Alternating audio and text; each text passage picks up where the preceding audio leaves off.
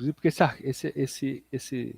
Bom, então a gente vai agora explicar detalhadamente, né, os artefatos do Scrum e os eventos e as pessoas, né?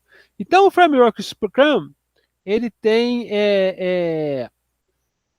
aqui está faltando coisa, tá? Ele tem aqui o incremento.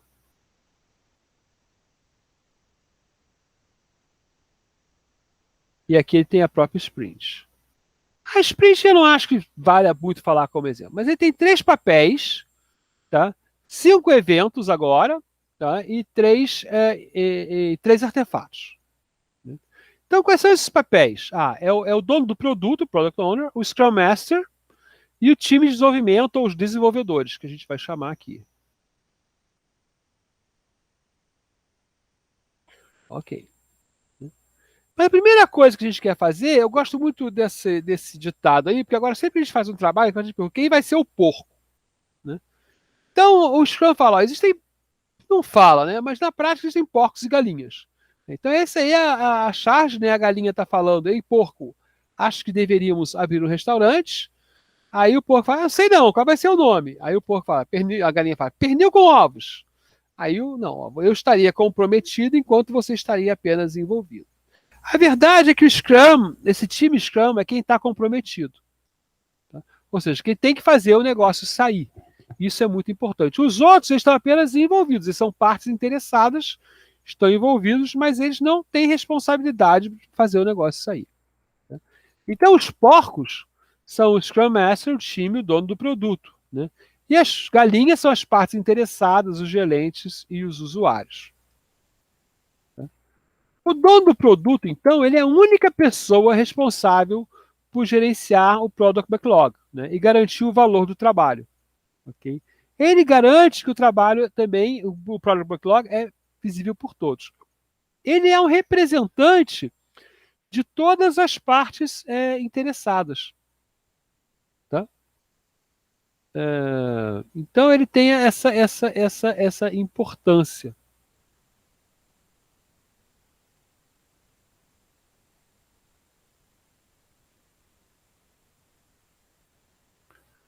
Deixa eu aumentar aqui para ficar bem claro isso para a gente.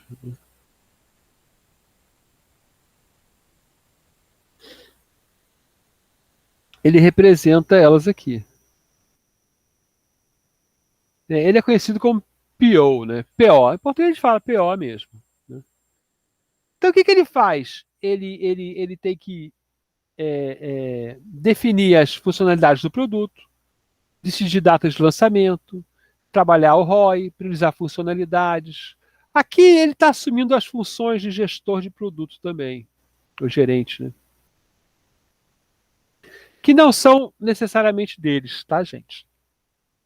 Mais modernamente se separa um pouco essas duas funções, pelo menos psicologicamente. Pode ser que seja a mesma pessoa que faça. Mas principalmente, né, ele realmente ele não tem como não falar, né, em definir as funcionalidades, tá? Aceitar o resultado, né, priorizar e ajustar isso ao longo do tempo. Tá? Então ele vai controlar o famoso Product Backlog. É isso que ele controla aqui. Né? Ele tem a visão do produto aqui, está na mão dele, né? E aí ele trabalha também com a visão do produto, ele vai acompanhar o release burn down, é que você está entregando realmente, e o roadmap do produto, né? Ou seja, quanto você está próximo da sua release. Né? A release, né?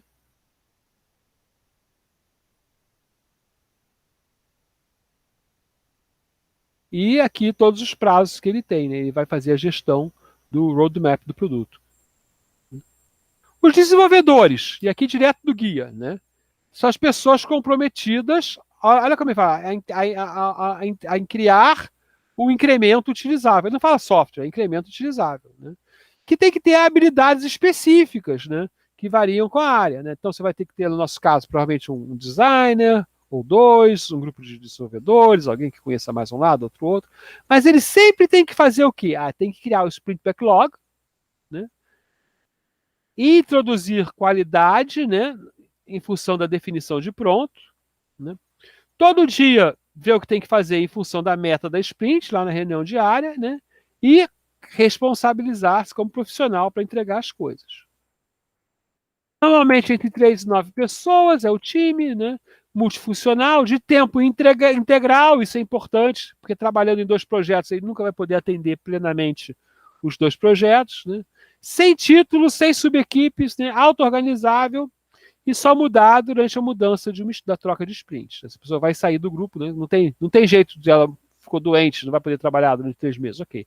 Mas a pessoa vai sair do grupo e tentar colocar isso na mudança de sprint.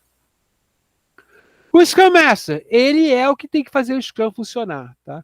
E a gente tem, para isso, listas de tarefas enormes. Né? Ver se eu acho alguma aqui. Né? E aí, se você olhar tudo que ele tem que fazer, poxa, é muita coisa, né? É muita coisa. E você tem lá, então, como? Gerenciando, tirando os impedimentos, trabalhando lá com o time Scrum. Né? Como ele serve, então, ao Scrum Team, né? Aos desenvolvedores? Né?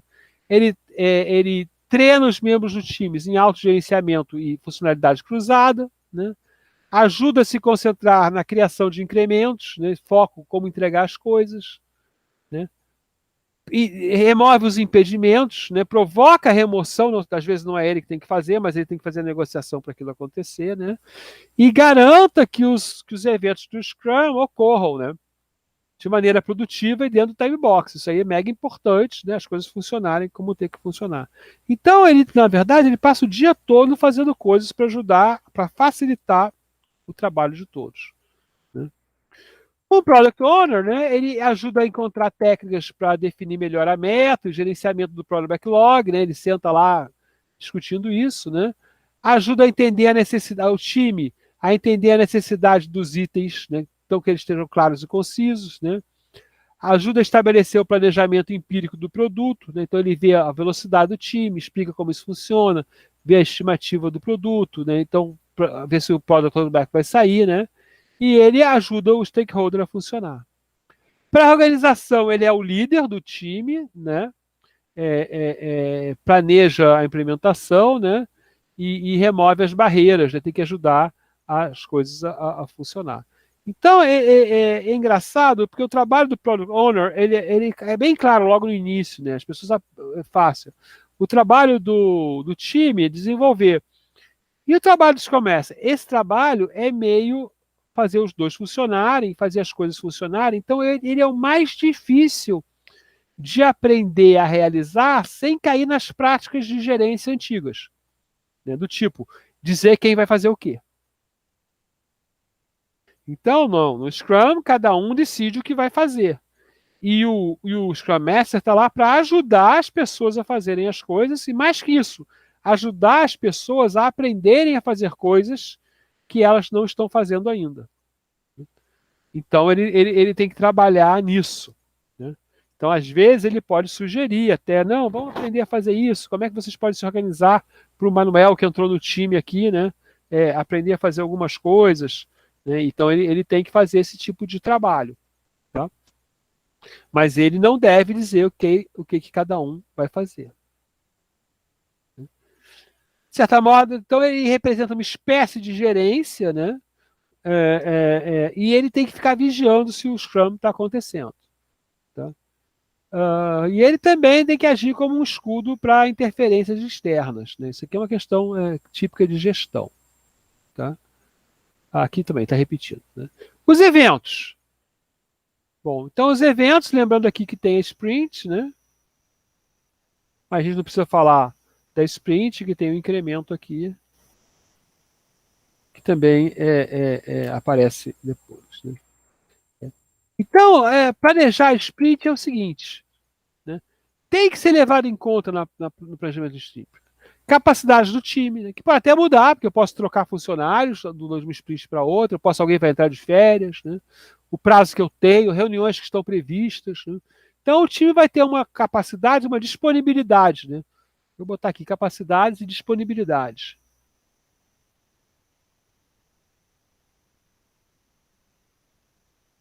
O próprio Product Backlog está lá, condições atuais do negócio.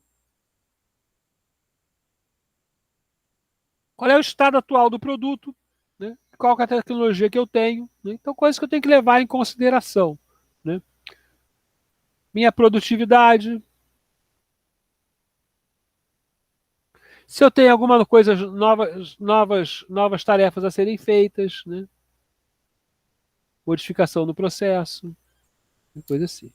E a partir daí, nesse planejamento, a gente vai priorizar, né, o Product Backlog de novo, né, e gerar um objetivo da sprint. Certo? A partir do objetivo da sprint, a gente vai criar o plano de trabalho, que na verdade a principal característica dele são as tarefas do Sprint Backlog. Tá? Então vamos separar aqui, né? Itens, no Product Backlog eu tenho itens, são o mais importante. Aqui o mais importante são as tarefas. Apesar dos itens estarem lá também, porque as tarefas vão atacar os itens. Né? E aqui eu tenho uma estimativa de tamanho.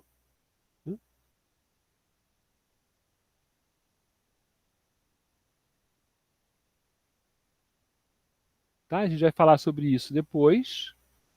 E aqui eu tenho horas.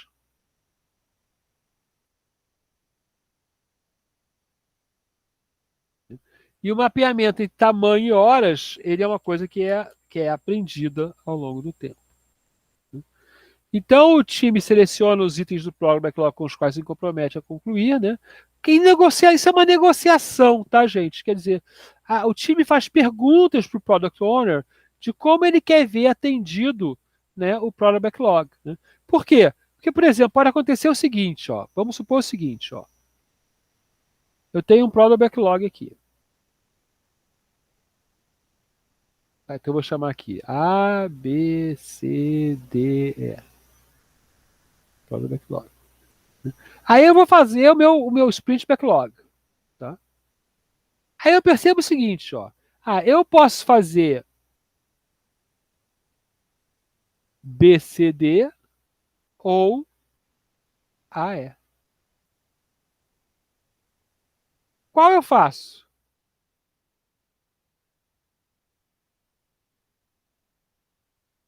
Vou botar aqui. Podemos fazer. Ah, conversa com o PO.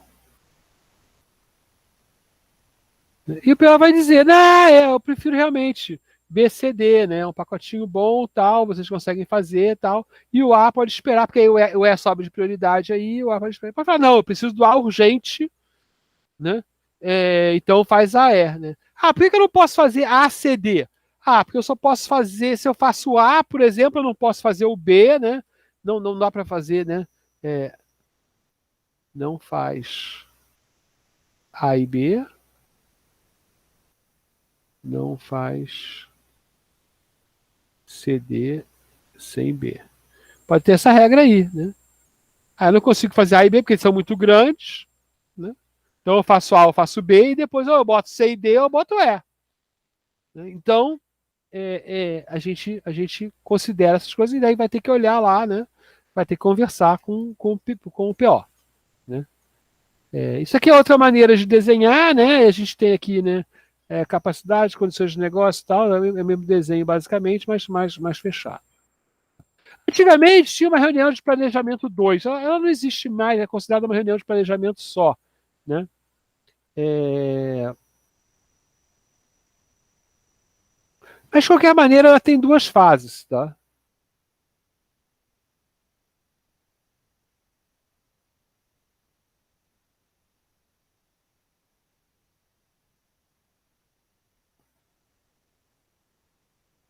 Né? Onde você vai escrever as tarefas, tá? Ok. Então aqui a gente tem um exemplo do planejamento, né? Terminado, né? Deixa eu escrever aqui. Terminado, tá? Onde eu tenho aqui as tarefas, limpeza, né? Aqui é um coisas a fazer na limpeza da casa. Né? Então aqui você tem lá, né, os seus itens de backlog, né?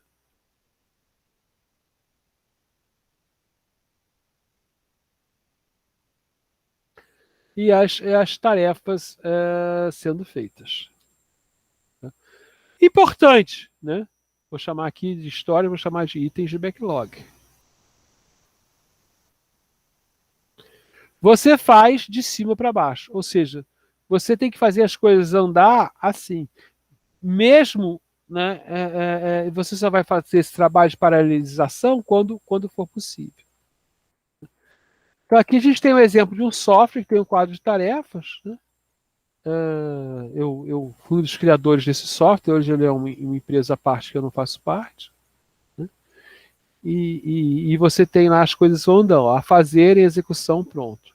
Hoje ele tem mais colunas até, tem testes. Você pode definir as colunas. Tá? E aqui é uma história. E aqui é uma história que não andou, tem 0 de 2. Né? Isso. Ah, não, essa história aqui já acabou. Registrar domínio já acabou. 2 de 2. Então, a gente está falando do quê? A gente está falando. Ah, da reunião de sprint, exatamente, da reunião de planejamento. Tá? Agora a gente vai falar da reunião diária, porque é o que acontece na hora do tempo. Então, a reunião diária ela é uma reunião de 15 minutos, né? Não é para resolver nada, né? É uma reunião de conscientização do que está acontecendo, tá? E ajuda a evitar aquelas mega reuniões desnecessárias, né? Mas só fala, né? Todo mundo pode ir lá ver o que está acontecendo, mas só pode falar das pessoas, né? Geralmente é uma reunião em pé, porque em pé é para ela acabar, para as pessoas, né, acabar. Então, prática, reunião em pé. E uma maneira de fazer é responder essas 3 perguntas, certo? Não me lembro se as versões anteriores do Scrum definiam exatamente essas perguntas. Tá? Certamente, agora, né, isso aí não é feito. Né? Ó, vou trazer aqui a especificação. Ó. Pode escolher qualquer estrutura e técnica. Né? Não é feito também numa sala de reunião, né, no lugar de trabalho. Tá? E ali pode ser feito, né, um ajuste do trabalho. Mas, basicamente, né, o comum que eu vi sempre sendo feito, né, é essa alteração. Deixa eu ver se eu chego aqui num quadro. Né, é fazer as tarefas andarem aqui se não fizeram. Né, ou pelo menos se comprometer com isso. Tá? Então é compromisso perante os pares. Né? Quando acaba. Então, essa aqui é uma tarefa de aviso. Pessoal, que não quer dizer que o quadrinho vai andar, que você vai pegar a ficha, porque você já fez isso. Né? Quando você acaba algo, você vai lá e faz assim. Mas nem você diz: ó, ontem eu fiz isso aqui, hoje eu vou fazer aquilo. Comecei ontem já outra coisa que eu vou fazer hoje. Né? E aí a gente começa a querer medir as nossas tarefas por coisas que podem ser feitas em um dia no máximo. Senão aquela tarefa vai ficar parada lá, né? Sendo executada durante um período muito longo. E a gente não quer isso. Tá? A gente quer ver as tarefas andarem. Então, o que é uma tarefa? Uma tarefa menor que um dia. Menor que 6 horas. Coisas que você pode. Então você quebra em coisas que você pode dizer que vai andando o projeto. Porque você quer ser transparente.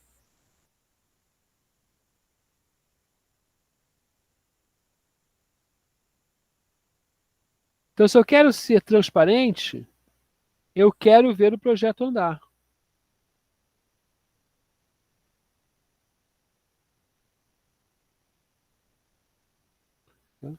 Então, isso não impede, por exemplo, se eu vou fazer uma tela, eu posso ter posto lá no primeiro dia, né? Fazer tela. Tá? Não seria exatamente isso, não tá bom não, mas fazer tela. Aí você vai lá, bom, eu vou fazer a tela, isso vai demorar umas 12 horas.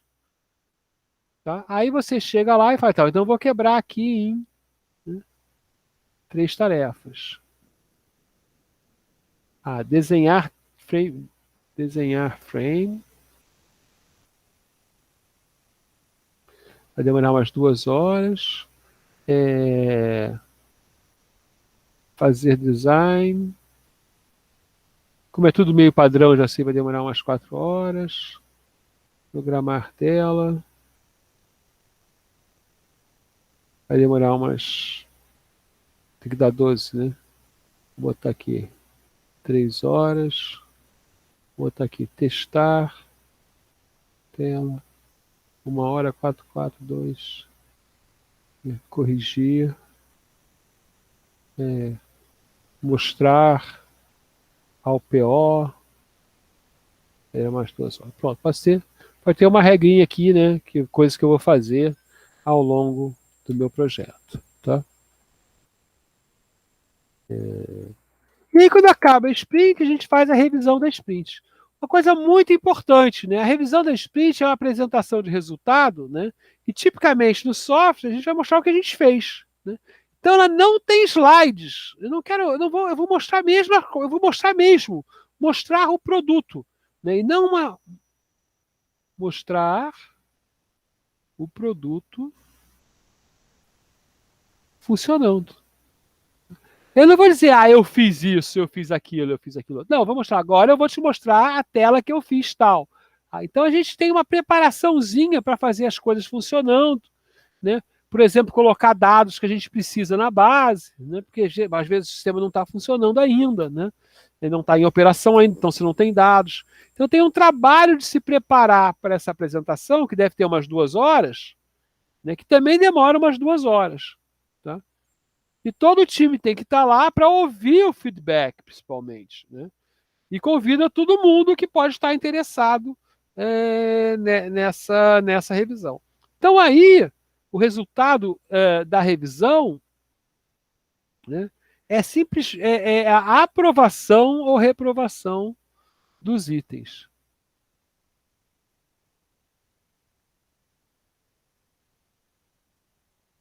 E ela pode vir tipo assim, aceito. Já falei aqui, né? Foi o combinado, mas não é isso. Ou não foi aceito. E o que acontece aqui? Bom, aceito e não aceito, a gente entende bem. Mas o que a gente faz nesse caso? Depende do lugar, pelo que eu vi. Né? Tem lugares que não é considerado não aceito e outros lugares que é considerado aceito, mas vai ter uma mudança no sprint backlog. Tá? Só um errinho aqui, né? Que o time box dele é 4 horas.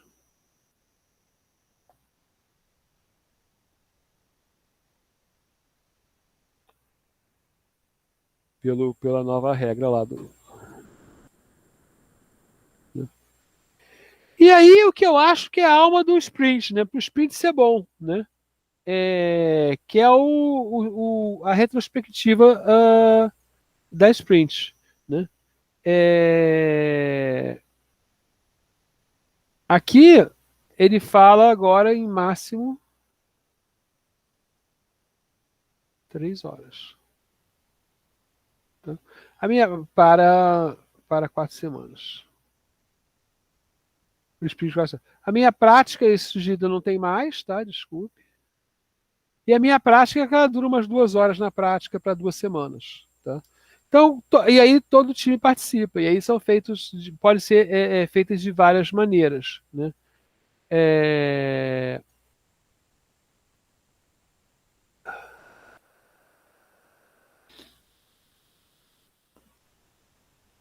Você olha para tudo, tá? E uma prática que existe, eu estou ficando sem voz, é discutir o que você gostaria de fazer, parar de fazer e continuar fazendo. Então, isso é feito com as pessoas preenchendo post-its, né? Vamos pensar o que a gente gostaria de fazer que não está fazendo, o que a gente gostaria de parar de fazer que está fazendo, o que a gente gosta de fazer que está bom, está bem feito, né? Mas isso é apenas uma das práticas, tem várias, né? A gente pode discutir especificamente coisas que foram feitas, né? Definições. A nossa definição de, por exemplo, vamos supor que tem um fracasso numa revisão. Né? Pode ser que esse fracasso tenha vindo, né? A gente pode analisar de uma definição de preparado mal feita ou de uma definição de pronto mal feita. Então, e os artefatos? Bom, os artefatos, aqui já apareceu o incremento. Tem o Product Backlog, a gente tem falado disso, né? Acho que dá para entender, né? Hoje em dia ele fala dividido em itens de backlog. Para a gente, normalmente, vão ser histórias de usuário, né? E a gente vai falar de história do usuário logo, logo no curso. Tá? A importância de priorizar, né? Então, olha só, funções usadas, isso aqui, né? É o Chaos Report. Chaos Report 2002. Já é velhinho, né? Ó, sistemas entregues, funções muito usadas sempre, 7%. Né? Funções nunca usadas.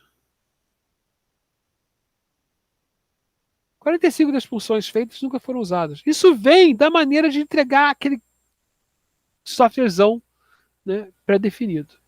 Tá?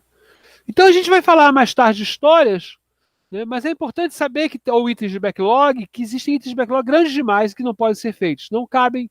Os épicos, eles não cabem no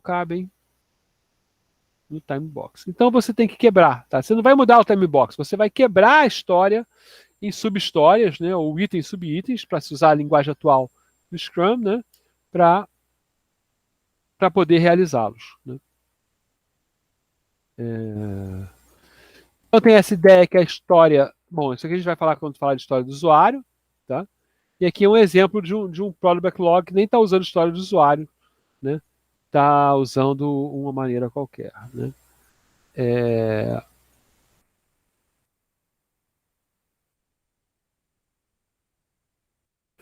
Aqui nesse software, né, quando você clica no título, você vê a definição do que deve ser feito. Se a história tem mais prioridade, ela tem que estar detalhada, tá? E aí tinha um desenho que eu usava, né, que mostra assim que o split backlog, né, ele é como se fosse um iceberg. Iceberg geralmente tem um formato desse tipo, né, onde o que está visível, né, é importante trabalhar o que está visível, né? Então, a história com mais prioridade deve estar mais detalhada, significa mais perto de preparada. Se ela não estiver preparada, eu não posso fazer. Então, ela tem que atender os meus requisitos de estar preparada. Tá? Que a gente vai definir em cada Scrum. Né? E é isso que é importante aqui no modo genérico de falar o Scrum. Tá? O Sprint Backlog, né, ele geralmente ele é congelado. Às vezes você produz muito mais rápido, né, do que espera, então você pode puxar uma coisa a primeira coisa que você consegue fazer, né, do Product Backlog mais para o finalzinho da sprint, porque a sprint demora 15 dias, vamos dizer assim, né? Aí você já fez tudo no dia 12, né? Você não entrega ela mais cedo, aí você vai lá no Product Backlog e pega mais uma coisa para fazer, tá? E as histórias são trabalhadas por prioridade, né? As tarefas também. Então a gente tem aqui, né, a gerenciamento do Sprint Backlog, onde cada indivíduo escolhe o trabalho que faz, atualiza o trabalho restante diariamente, né, e aí tem uma coisa chamada, que já foi um artefato, e agora não é mais, mas os grupos usam, que é o Burn Down Chart. Né? Eu vou mostrar aqui, se não mostrar aqui, eu vou fazer um desenho dele. Né? E o trabalho aparece, né, a partir do Sprint Backlog realizado. Tá? Então a ideia aqui, né, nós temos aqui um grupo de coisas puxadas, né, das histórias, aí, nos itens de backlog, nem são histórias lá, são itens de backlog mesmo, né, que já nas minhas tarefas ali. Aqui está o meu iceberg. Né? Então aqui, né, geralmente a gente tem aqui a sprint atual e a pontinha do iceberg, ela é muito menos que todo o Product Backlog, mas ela está muito mais definida. Menor, mais bem definida. Significa que você pode ver ela realmente, né? Essa é a ideia do iceberg. Lembra do iceberg? Se está aqui em cima, eu tenho que poder ver. Certo? Se não está aqui em cima, né, já começa a ficar mais escondido até um pedaço do iceberg que eu não vejo, que ela está só aqueles pais. Eu sei que está lá. Tem coisas a fazer, tem nomes lá, mas não está completamente definido o que fazer. Tá? E aqui está o Burn Down Chart. O Burn Down Chart é um elemento bastante interessante, porque depois que você faz a Sprint Backlog, o Sprint Backlog, ou a Sprint Backlog, não, é o Sprint Backlog, né? E você tem quantas horas você vai trabalhar, né? E obviamente isso aqui tem que ser menos de uma semana, né? Menos do que o tempo útil da sprint. Não adianta você falar, vou fazer 200 horas, você só tem 150 horas para trabalhar, né? Você começa a marcar quantas você pretende fazer, né? E aqui os dias. Então, uma sprint de 10 dias, né? Você pretende acabar nesse ritmo, e aí você vai marcando quantas tem realmente no quadro. Aí, como é que sobe? Sobe porque você descobre novas tarefas. Por exemplo, você vai ver lá que a sua base de dados está com o formato errado do que você precisava, né? Você supôs que estava certo no início lá, porque é um plano feito numa reunião, né? E você então vai ter que fazer outras tarefas para alterar a base de dados, vai ter que fazer uma reunião com, com o DBA, com o DA, com o administrador de dados, com o database administrator, né? Então vai ter um monte de tarefa para fazer, então tem mais horas a serem gastas, o projeto sobe lá. E isso aí pode ser trabalhado, né, também, tanto em horas quanto em pontos de estimativa, né, das histórias que você acabou, né, mas normalmente em horas é melhor, porque em horas fica essa curvinha aí. Tá? Ok, a gente chegou então no final do Scrum. Tá? O problema é que não é só isso, né? É, é, é, porque na prática, né, assim que é o Scrum. Então, eu mostrei isso aqui para vocês, né? Eu estava mentindo. Isso aqui é essas definições bonitinhas que a gente faz. Na prática, é assim, porque acontecem coisas no dia a dia. Né? As pessoas ficam doentes, o cliente muda de ideia, quebra um computador, o servidor não está funcionando, o software acaba a licença. Então, você tem que resolver um monte de coisas no dia a dia. Né? Então, o Scrum Master basicamente está com a mangueira ali, né, limpando as pessoas, né, no Scrum. Tá? Então, essa aqui é a grande mensagem assim, do Scrum. Ele é muito bonitinho na teoria, né? Mas na prática, para ele funcionar bem, ele precisa que as pessoas estejam alinhadas com ele, né? Que elas tenham uma competência, pelo menos, de aprendizado, né? E que o Scrum Master seja capaz de manter tudo limpinho, né? Ou seja, tudo funcionando bem. Parte dessa apresentação foi tirada da apresentação original do Scrum, tá? Mas agora realmente mudou bastante, né? Então tem uma apresentação original lá do Mike Cohn e traduzida pelo César Brod, né? Que a gente foi mudando. Tá? Então isso aí é uma coisa colaborativa assim entre as pessoas de Scrum, né? Que vão fazendo transparências e slides. A gente na prática, um vai copiando do outro e fica deixada aí a licença para os outros copiarem de mim, se quiserem. Ok, é isso. 9h55. Né? Vamos lá, parar a gravação. Opa, para parar a gravação, eu gosto de mostrar isso aqui, né? Opa, tá bom.